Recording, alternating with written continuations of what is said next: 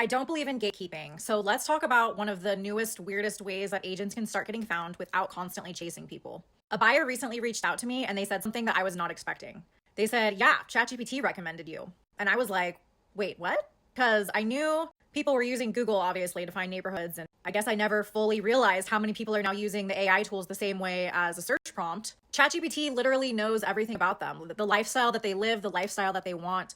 They're imagining and curating life that they want to live, the homes that they want to buy, neighborhoods that they are imagining being a part of. When my client had a specific desire to be in a specific neighborhood because of her interests, and when she asked them what realtor knows this part of town, I am the one that they actually mentioned in ChatGPT. It linked directly to my article about the neighborhood that she ended up moving to, which is a beautiful part of town, but also just for her lifestyle, it fit so perfectly. So this is the part that agents need to pay attention to. AI tools and search engines need something to pull from. So if you are an agent who does do like local blog posts or neighborhood guides, market content, someone who actually puts out helpful information connected to your name and your website, you're giving those platforms something to find. And that is where the opportunity is, because the goal is not only to show up when someone types real estate agents near me, the goal is to show up when someone is researching the lifestyle around the move.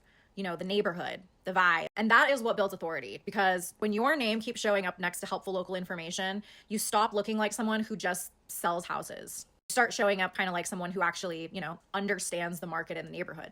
So I do want to say I was not sitting there writing all of these blogs by myself. I like efficiency. I like tools that save time. And if AI and automation can help me build visibility in the background while I'm actually out meeting people or learning my market and working with clients, I am going to use it.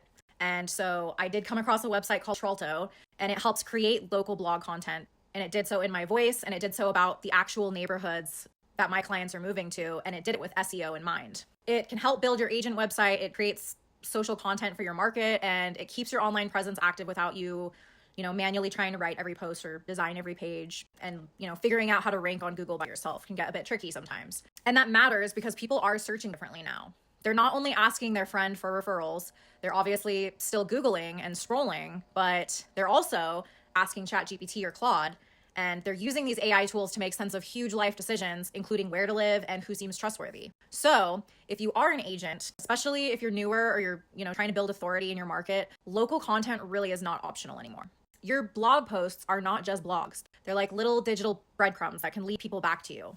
They show search engines, AI tools, and actual humans that you truly know your area, that you understand the neighborhoods, that you're actually paying attention to more than just listings. So if you want your clients to start finding you, start building the content that gives them a reason to find you. That is the part I feel like nobody really explains or goes into a lot. You do not have to chase every single lead if your online presence is already working in the background. And that's the awesome thing about these tools like Trolto. They make that a lot easier to start. So if you are interested in a system that's already designed for you to basically work in the background, comment Trolto down below.